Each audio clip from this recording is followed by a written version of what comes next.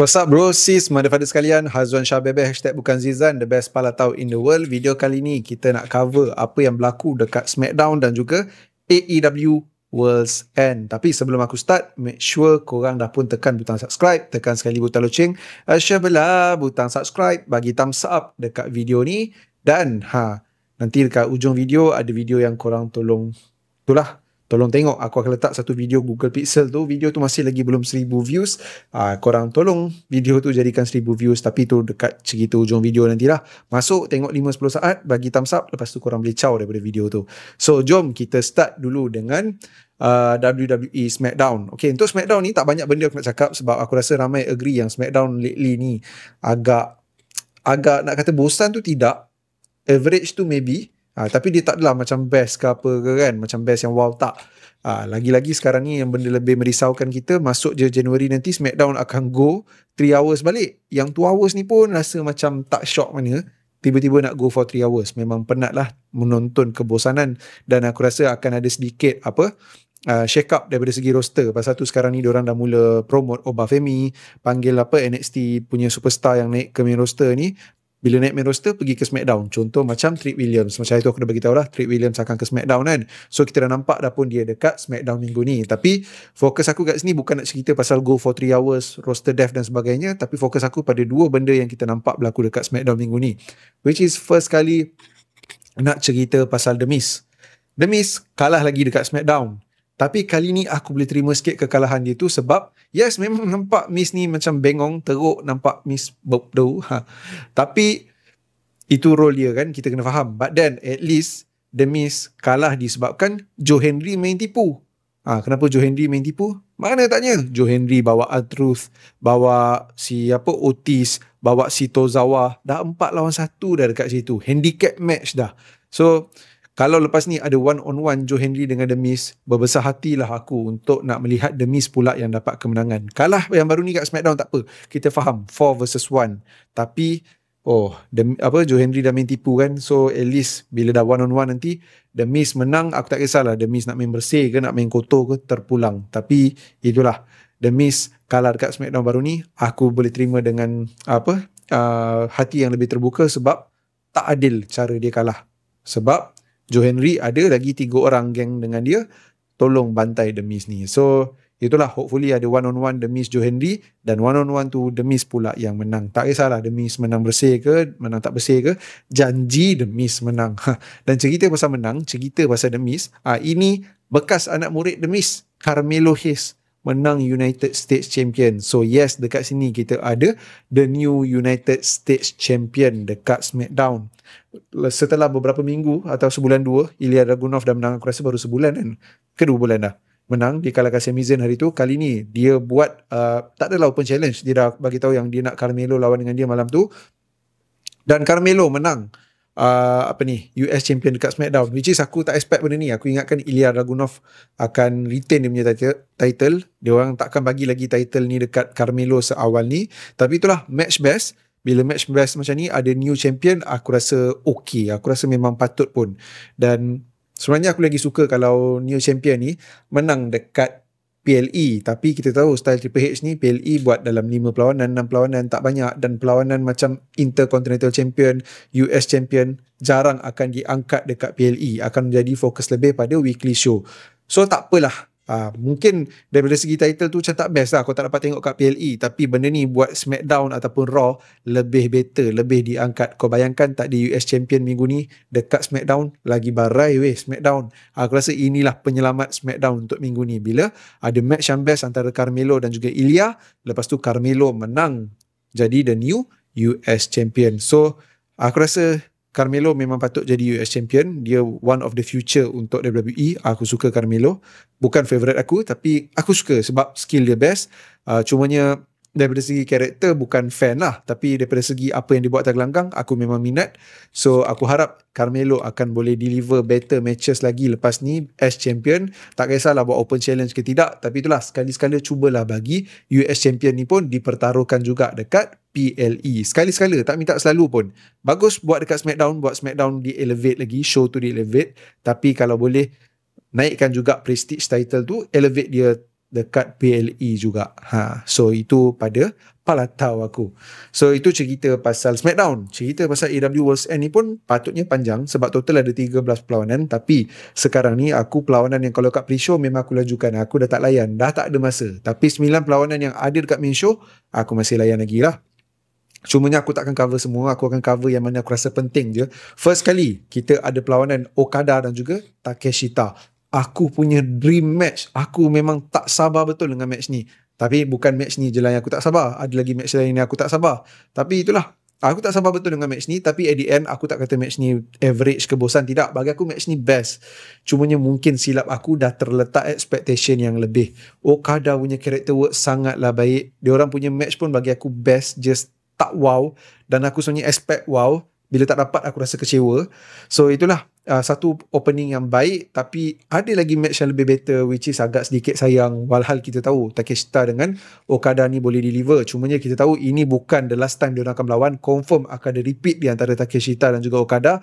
Aku tak sabar nak tengok story diorang apa yang jadi lepas ni. Hopefully bila diorang dah berlawan betul-betul nanti yang macam bila dua-dua dah piss off dengan each other, kau-kau punya, memang dah boleh jadi kata macam apa, itulah last match antara Okada dan juga Takeshita. Masa tu aku nak perlawanan diorang best gila. Itu je aku harapkan sebab aku suka gila Takeshita.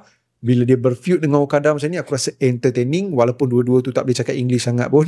Tapi itulah apa yang diorang boleh buat atas gelanggang tu pun, dua-dua orang ni boleh deliver a very good match. Tapi benda tu aku tak dapat dekat World's End kali ni. But then perlawanan yang aku tak expect apa-apa pun, Moxley dengan Kyle Fletcher lepas tu, yang tu aku rasa best gila. Yang tu aku rasa macam fight forever. So Moxley, Kyle Fletcher memang best. Aku tak letak expectation, tapi aku dapat lebih daripada apa yang aku expect. Dan match tu memang lagi better pun daripada Okada lawan dengan Takeshita. Nasib baiklah awal-awal tu crowd masih banyak energy. Aku rasa crowd pun banyak fit perlawanan Okada dengan Takeshita. Untuk Moxley dengan Fletcher pun crowd banyak fit. Tapi kalau crowd tak fit sangat pun, aku rasa match ni memang best betul lah. Fletcher, wow. Walaupun dia kalah kat sini, aku nak salute lah. Fletcher ni setiap kali PLE, aku rasa jarang lah yang dia tak deliver.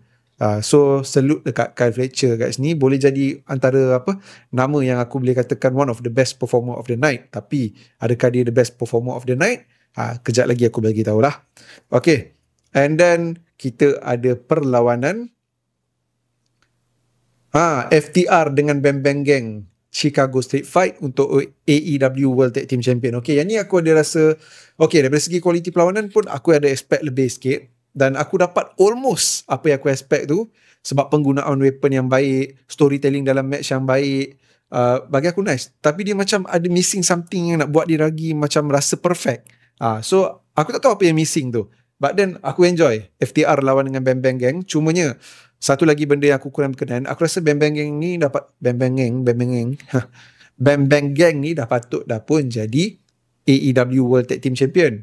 So bila first time itu kalah, aku expect kali kedua kali ni menang. Tapi yelah, FTR pun baru menang title tu. Takkan diorang nak drop title tu seawal tu kan. Tapi who cares man, Samoa Joe tu pun baru menang AEW World Champion. Boleh je drop title seawal tu dekat World's End. Takkanlah FTR tak boleh. So aku harap lepas ni Bang Bang Gang ni yang ada Juice Robinson dengan Austin Gunn, dua orang ni, aku tak nak Colton, aku nak Austin dengan Juice Robinson menang AEW World Tag Team Champion. Dan aku harap lepas ni nak kata ada repeat lagi dah macam tak ada reason kenapa nak ada repeat lagi. So itulah, hopefully 2026 dapat tengok Bang Bang Gang jadi AEW World Tag Team Champion sebab dia orang sangat entertaining. Dan match ni lagi sekali aku cakap best, tapi still Fletcher dengan Moxley bagi aku lebih baik lah.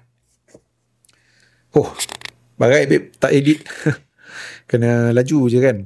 Okay, Bates of Wrath lawan dengan T-Nams this morning, bagi aku match ni enjoyable, tapi better than average lah. Tapi tak ada apa-apa lebih nak cakap sebab result pun tak rasa diorang akan drop title seawal ni sebab diorang first champion untuk title tu. And then match pun enjoy, tapi enjoy je lah. Just that tak ada apa-apa yang wow dekat match ni untuk aku. And then kita ada Darby Allin lawan Gabe Kidd. Daripada segi ganas dia tu okay, tapi aku rasa dia ada build up yang aku tak berminat kot, Gabe Kidd dengan Darby Allin ni. So bila tengok match ni pun aku tak terlalu invested. Aku tak kata match ni bosan, tapi dia sekitar average ataupun better sikit daripada average. Conglomeration lawan Death Riders. Conglomeration ni dia geng salingan Tony Storm dalam mixed Nuts Mayhem. Yang ni memang enjoy habis. Lagi-lagi penglibatan Tony Storm dengan Marina Shafir yang tak kisah kau laki ke apa ke, memang dia orang bagi je. Lagi-lagi ada apa per sedikit per striking lah di antara Marina Shafir dan juga husband dia, Pak Rodi, Roderick Strong. Itu pun menarik juga. Boleh Pak Rodi ni pergi libas belakang bini dia. Aku rasa match ni fun. Fun disebabkan Tony Storm dan juga Orange Cassidy. Mark Briscoe pun not bad. Kyle O'Reilly kali ni bagi aku tak terlalu menonjol. Roderick Strong disebabkan Marina Shafir dengan dia punya angle. And then bagi aku yang lebih buat shock sebenarnya pada Orange Cassidy dan juga Tony Storm. Memang aku tak kata quality perlawanan dia best gila, tapi character works, flow, storytelling dalam match buatkan match ni enjoyable habis. Best gila lah. Serius best gila. Tapi quality perlawanan dia, kalau fikir quality perlawanan saja tanpa melibatkan storytelling, character works, dia biasa je sebenarnya. Tapi storytelling dengan character works yang sangat baik tu, bagi aku match ni sangat enjoy lah. Sangat enjoy. And then kita ada AEW Women's World Champion Chris Statlander dan juga Jamie Hayter. Better than average. Best yang sangat biasa. Macam kau boleh tengok dekat Dynamite je macam tu. Jon Moxley lawan dengan Kazuchika Okada untuk Continental Champion.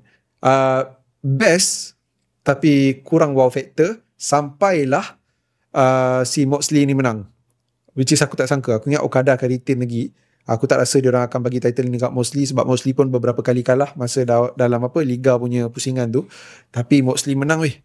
Moxley menang tu aku tak sangka, dan Moxley jadi the new AEW Continental Champion.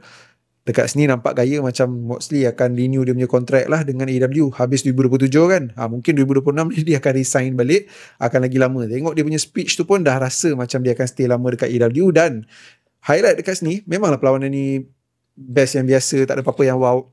Yang wownya lepas Moxley dah menang jadi Continental Champion, apa yang dia ucapkan dekat situ seolah-olah macam nak bagi tahu yang dia dan juga Death Riders lepas ni turn face. Which is aku tak tahu akan menarik ke tidak bila dia orang jadi face. Benda tu kita kena tunggu dan lihat lah. Tapi kalau tiba-tiba macam jadi heel balik dekat Dynamite, dia jadi pelik. Dah tak kena dah tak selari dah dengan speech yang dia bagi lepas dia menang Continental Champion. Lagi-lagi ialah kita tahu dulu Jon Moxley kata crowd tak deserve, audience tak deserve nak tengok title tu, simpan dalam briefcase. Kali ni dia kata kemenangan tu, title tu adalah untuk crowd. Dah macam tak serupa bikin dengan dia yang sebelum ni. Macam seolah-olah dia bertaubat, tapi macam dosa dia yang lama tu orang kena lupakan. Aku ada rasa sedikit force kat situ. Hopefully transition dia bila masuk ke Dynamite nanti cantik. Yang tu kita kena tunggu dan lihat lah. So wow factor kat sini adalah selepas match ni dah habis. Okay. And then kita ada main event lah. AEW World Champion MJF, Swerve, Hangman dan Samoa Joe. Tadi aku ada kata bukan Okada dengan Takeshita je yang aku excited nak tengok. FTR dengan Bang Bang Gang dan juga AEW World Champion. 4 orang ni disebabkan MJF tiba-tiba masukkan diri dia last minute macam tu, buat comeback hari tu. Terus aku rasa match ni jadi must watch. Okay, match ni memang best gila. Cumanya dia tak adalah sampai terlalu wow. But then aku sangat enjoy dengan match ni. Aku rasa segala flow yang diorang buat semua cantik. Storytelling pun baik. Character works MJF, macam mana orang lain main dengan MJF punya character works, semua nice. Samoa Joe pun okay. Aku rasa macam tak ada apa-apa yang tak okay dalam match ni. Dan yes, best gila. Aku paling suka bila Swerve dengan MJF berdua tu kan, yang bagi telur tu dekat muka masing-masing. Yang tu bagi aku fun. Walaupun aku tak suka kalau kena kat aku, tapi bila tengok orang lain kena, bagi aku benda tu fun lah. So overall best gila. Dan yang buat benda ni lagi best adalah result match ni, which is aku mengharapkan bukan Hangman yang dapat balik title dia, dan aku pun tak nak Samoa Joe jadi champion lagi, sebab aku rasa sedikit boring bila Samoa Joe jadi champion.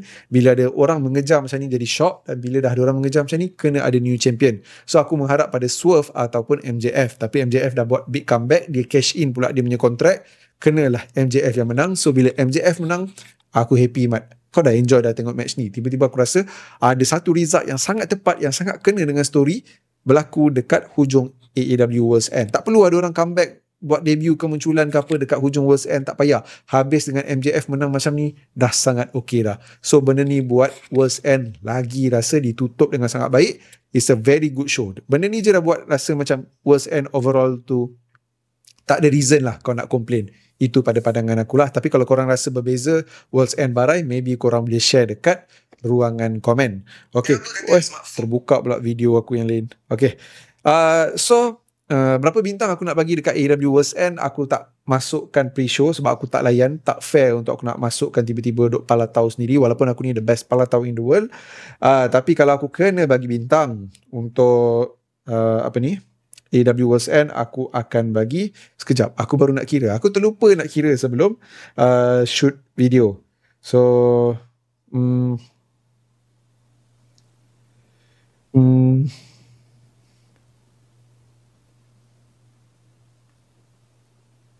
aku akan bagi AEW World's End ni 8 bintang daripada 10 bintang. Tak, 8.5 lah. Aku akan bagi 8 bintang, 8.5 bintang daripada 10 bintang. Yes, macam aku cakap tadi, ada match yang Chris Statlander, Darby Allin, Gatekidd, aku rasa macam kurang sikit. Ada yang aku harapkan lebih tapi aku tak dapat lebih tu. So bagi aku 8.5 daripada 10 is fair. Match of the night untuk aku, Kyle Fletcher dengan Jon Moxley.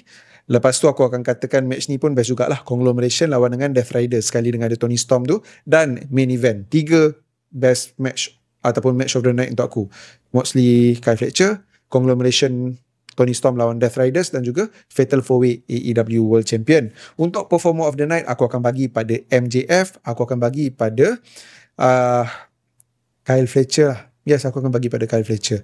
Lepas tu untuk moment of the night, bila Moxley tiba-tiba menang Continental Champion dan macam beri tanda dia orang turn face, dan juga bila MJF jadi AEW World Champion. Itu moment of the night untuk aku. So yes, that's it video aku untuk SmackDown dan juga AEW World's End.